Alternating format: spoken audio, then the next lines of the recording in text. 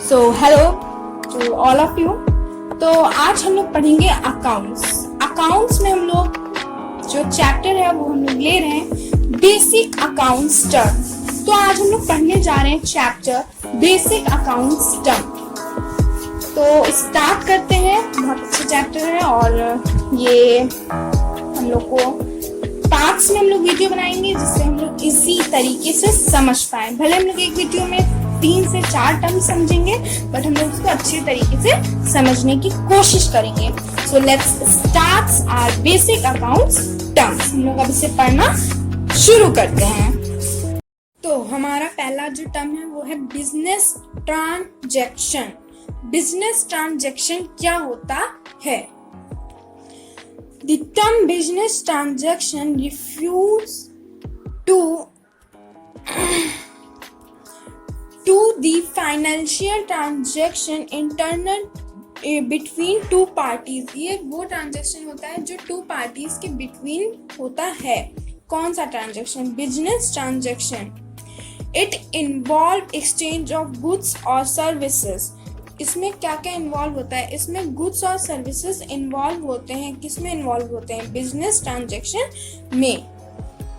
For examples purchasing of goods, ceilings of goods. Purchasing of goods, ceilings of goods, ये जो सारी चीजें हैं ये क्या है? ये बिजनेस ट्रांजैक्शन है। अब देखो कैसे, जैसे कि मान लो एक पर्सन है, उसने कोई मटेरियल को बाय किया है, ठीक है, और फिर उसने उस चीज को परचेज किया और फिर उसको सेल कर दिया। तो ये जो क्या है, ये कोई 2 पार्टीज के बीच में ही तो उसने ये काम किया। उसने किसी एक पार्टी से खरीदा और नेक्स्ट पार्टी को सेल कर दिया। तो ये क्या हो गया? ये हमारा हो गया business transaction. Functions of business transaction क्या होते हैं? It involves economic activity. ये क्या करता है? ये इकोनॉमिक एक्टिविटी को इन्वॉल्व करता है। So it is expended in the terms of money। जो ये है ये इकोनॉमिक एक्टिविटी को इन्वॉल्व करता है और ये स्पेंड किस में करता है? मनी में। ठीक है, क्या मनी में स्पेंड करता है? ये इसके फंक्शंस हैं। किसके फंक्शंस हैं? बिजनेस ट्रांजैक्शन के। ठीक है, it's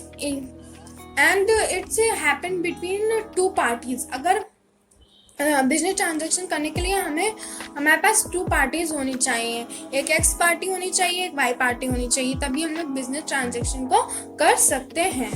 it involve exchange of goods and services for money.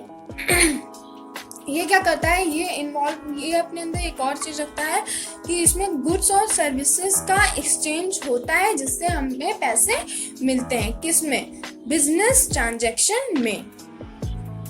अब जो ट्रांजैक्शन होता है ये भी 2 तरीके के होते हैं। कौन कौन से होते हैं? एक होता है कैश ट्रांजैक्शन और एक होता है क्रेडिट ट्रांजैक्शन। कैश ट्रांजैक्शन और क्रेडिट ट्रांजैक्शन हम लोग बिजनेस ट्रांजैक्शन में जो ट्रांजैक्शन वर्ड है उसमें भी 2 तरीके के होते हैं। कौन कौन से? क्रेडिट ट्रांजैक्शन और कैश ट्रांजैक्शन। अब क्रेडिट ट्रांजैक्शन क्या होता है? When the amount of the transaction is paid at a time of transaction is called a cash transaction। Cash transaction वो होता है जैसे कि मान लो आपने एक बुक खरीदी, ठीक है, और वो बुक है मान लो 500 की और तुरंत आपने 500 रुपीज शॉपकीपर को पे कर दिया। तो वो क्या हो गया? वो हमारा हो गया कैश ट्रांजैक्शन। हमने जो चीज परचेज की उसका उसी टाइम पे पैसे हमने पे कर दिए, तो वो हमारा क्या हो जाएगा? Cash transaction. अब what is credit transaction? Credit transaction when the amount of transaction is paid after the buying and after spending of time। ठीक है, मतलब क्रेडिट ट्रांजैक्शन वो होता है कि हमने गुड्स को खरीद लिया, गुड्स और सर्विसेज को, और फिर उसके बाद हम लोग थोड़ा टाइम बाद किसी चीज को पे कर रहे हैं। एक तरीके से कह सकते हैं कि हम लोग उधार हल्का सा नहीं, मतलब जो अब हम लोग जाते हैं तो हम लोग के पास जब हम लोग मटेरियल ले लेते हैं तो हम लोग थोड़ा टाइम बाद पे करते हैं, तो वो जो होता है हमारा क्रेडिट ट्रांजैक्शन। ठीक है, अब ट्रांजैक्शन में बी क्लासिफाइड एज। अब हम लोग इसको और फर्दर हम लोग अगर इसको क्लासिफाई करें तो ये हमारा फिर 2 पार्ट में डिवाइड हो गया। किसमें? Internal transaction and external transaction. अब इंटरनल और एक्सटर्नल के बीच में क्या डिफरेंस होता है हम लोग ये भी देख लें। एक्सटर्नल ट्रांजैक्शन क्या होता है? ट्रांजैक्शन बिटवीन इंटरनल ट्रांजेक्शन वो ट्रांजेक्शन होता है जिसमें transaction between farmers and other parties are called as external transaction. For example, goods sold by Ram, goods bought by Mohan, etc. तो ये जो क्या है हमारा एक्सटर्नल ट्रांजेक्शन है। और इंटरनल ट्रांजेक्शन, इंटरनल मतलब अंदर की ट्रांजेक्शन, तो क्या होता है transaction which does not involve second party is called internal transaction. देखो एक्सटर्नल ट्रांजेक्शन में अगर हम लोग साधारण भाषा में बोले तो एक्सटर्नल ट्रांजेक्शन में दो पार्टी का होना जरूरी होता है। जैसे राम ने गुड्स को बाय किया और श्याम ने उन्हीं गुड्स को लेकर के सेल कर दिया, तो इसमें दो पार्टी इन्वॉल्व है ना, तो ये एक्सटर्नल ट्रांजेक्शन हो गया। इंटरनल ट्रांजेक्शन में हमारे टू पार्टीज नहीं होती हैं। इंटरनल ट्रांजेक्शन में टू पार्टीज नहीं होती हैं। Internal transaction which does not involve second party are called internal transaction। तो ये हमारा पहला जो इसका टर्म था वो हमारा था बिजनेस ट्रांजेक्शन। और बिजनेस ट्रांजेक्शन के अंदर जो टर्म्स थे वो हमने क्लियर कर लिया। बिजनेस ट्रांजेक्शन हमने क्लियर कर लिया। और ट्रांजेक्शन किसमें क्लासिफाइड है वो है हमारा कैश ट्रांजेक्शन, क्रेडिट ट्रांजेक्शन में। और इसको फर्दर और क्लासिफाई किया गया है, तो वो कौन कौन से हो गया, एक्सटर्नल ट्रांजेक्शन और इंटरनल ट्रांजेक्शन। अब हम लोग पढ़ते हैं अपना सेकंड टर्म। हमारा सेकंड टर्म क्या है, हमारा सेकंड टर्म है अकाउंट्स। हमारा सेकंड टर्म क्या है, हमारा सेकंड टर्म है अकाउंट्स।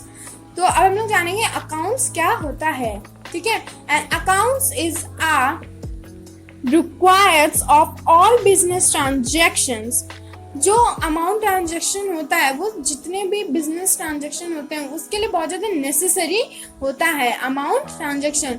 अमाउंट ट्रांजेक्शन किसके लिए नेसेसरी और इम्पोर्टेंट होता है, वो हमारा इम्पोर्टेंट होता है बिजनेस ट्रांजेक्शन के लिए। अगर हम लोग अकाउंट्स की बात करें तो अकाउंट्स है क्या, accounts is are Accounts is a recording of daily transaction is called as account।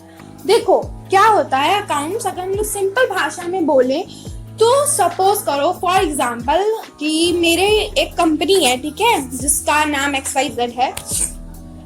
अब उस कंपनी में कई ढेर सारे एम्प्लॉयज होंगे, कई ढेर सारे वर्कर्स होंगे, कई ढेर सारे जो कस्टमर्स होंगे, मतलब डिफरेंट लोग होंगे ना, और डिफरेंट लेवल्स के होंगे।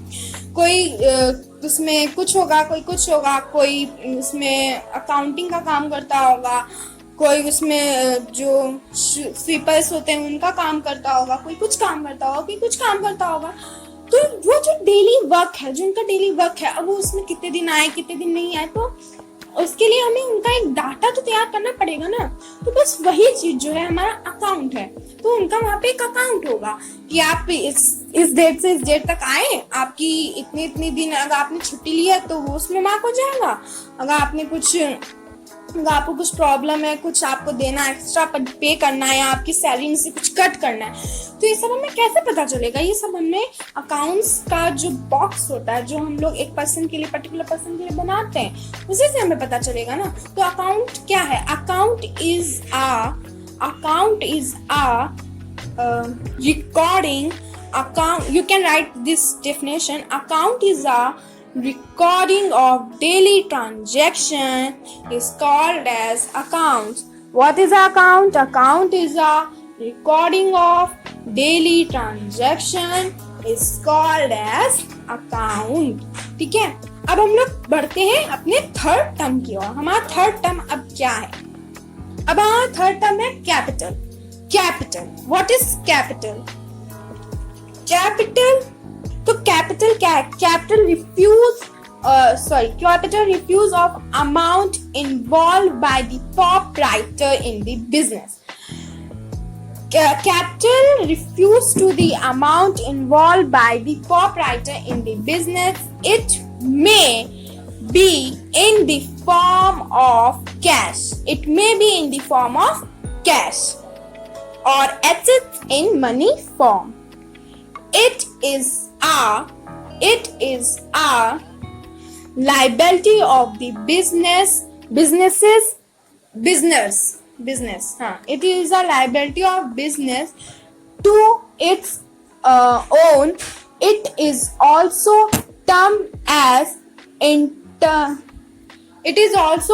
as internal liability. कॉपीराइटर का मतलब होता है मालिक, ठीक है।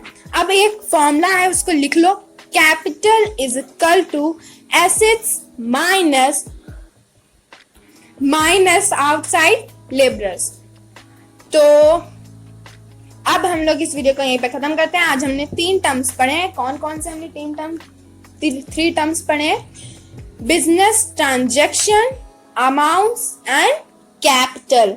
अब नेक्स्ट वीडियो में हम लोग फिर 3 टर्म्स पर